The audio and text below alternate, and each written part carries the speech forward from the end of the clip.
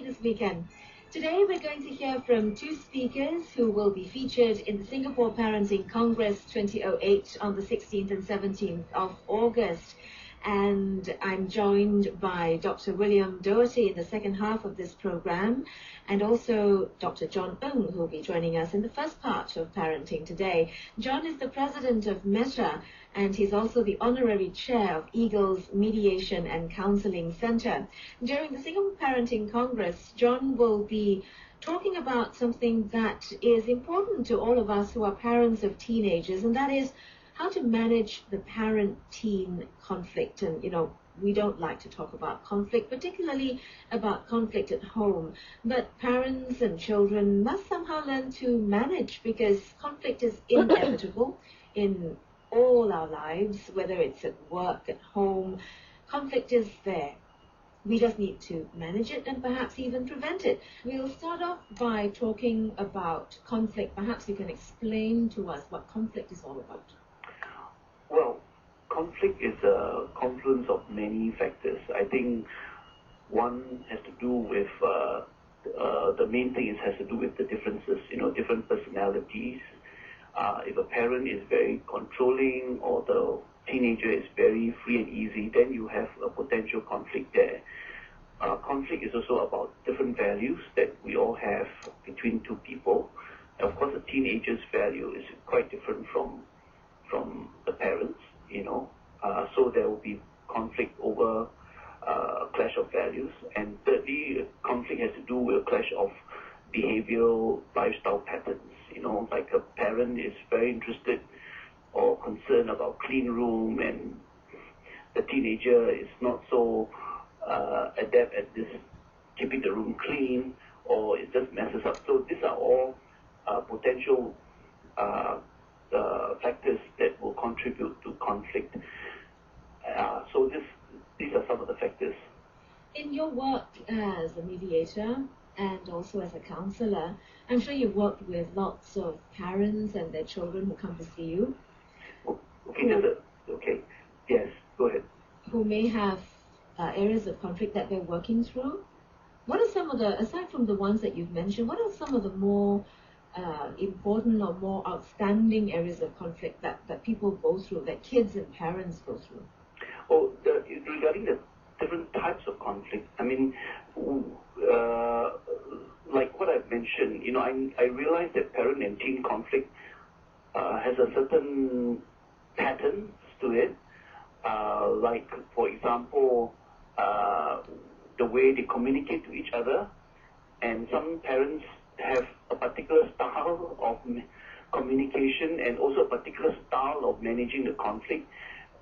If they're very dominating, they don't listen to the kids, then this can create a greater problem for the kids and for them. The other area of conflict that might arise has to do with particular situations. Like I mentioned, the cleanliness of the room, the use of telephone, the use of computer, the time with their friends, and curfew hours, and all that. These are all areas these are all situations that can create conflict and escalate the conflict. Obviously, parenting a teen and parenting a younger child is different. And parents who have teenagers now are probably sitting back and asking themselves, so where did they go wrong? How did it get so bad, Yeah. When you have a child, things seem to be, all hunky-dory. You say Correct. something and little toddler goes off and does it. But when you have a 15 and 16-year-old, yeah. you say something and the child or the teenager has something else to say. You're absolutely right, Susan. Sometimes you wonder what happened between those years. You have a below 10-year-old child, lovely, wonderful, cherubic, and so adorable. And then suddenly when it cross over to teens, they become like monsters, and you wonder what happened. I mean, that's right. Firstly, of course, it has to do with their own development. When you come to teens, the hormones rage, the sense of freedom, the sense that they don't have to listen to their parents anymore, or they prefer to listen to their friends who are a major part of their influence. And the other issue that I'm also very concerned about is the way parents have been managing their kids when they were young, especially when they are very, very controlling and demanding of their kids. Then studies have shown that when they become teenagers, they just take the complete opposite route because they suddenly realize that life doesn't have to be that way, and they realize that they have to exert their freedom and they don't want to be controlled, and they turn completely 180 degrees and become very rebellious kids.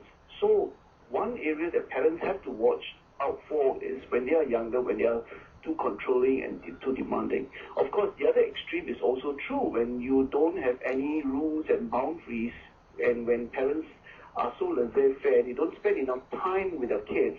Then when they grow older, they just become what they have been used to, and then when parents want to control them, it's a bit late.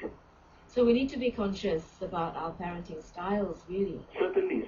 I think you need to navigate through control versus sort of freedom.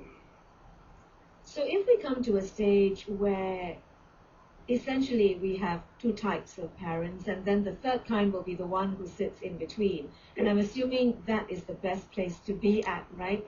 A parent who is neither too strict nor too lax, and sort of like knows, how to handle themselves. But that is sometimes not possible. There's only one aspect of it, of course. There's only one aspect, because suddenly when you become teenagers or when you started to parent teen, there are different expectations, there are different situations that arise.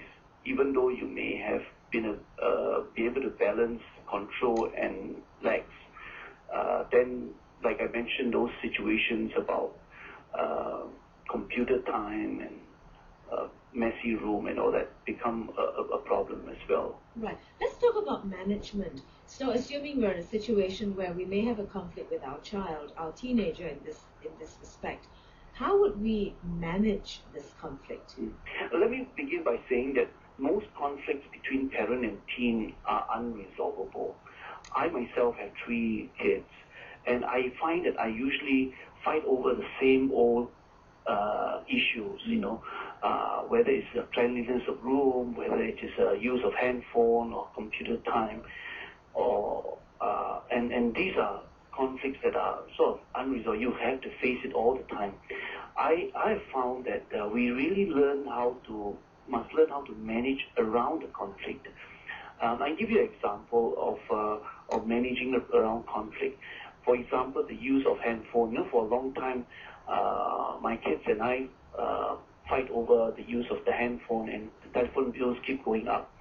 And they can make all kinds of promises to you, say, no, next month will be much better. But the truth of the matter is, and unfortunately, we are stupid enough to believe them, but it just happened.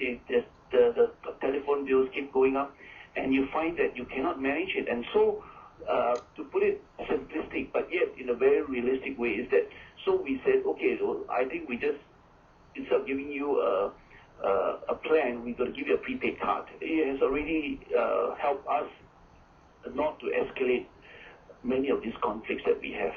So this is one example of managing around the conflict. And of course, there's a lot of communication going on and regarding this matter. But the conflict is always there, but it's how do you manage around this. Right, so come up with some strategies Correct. that can help you around the issue. Exactly. Rather than keep on knocking your head. Yes. All the time.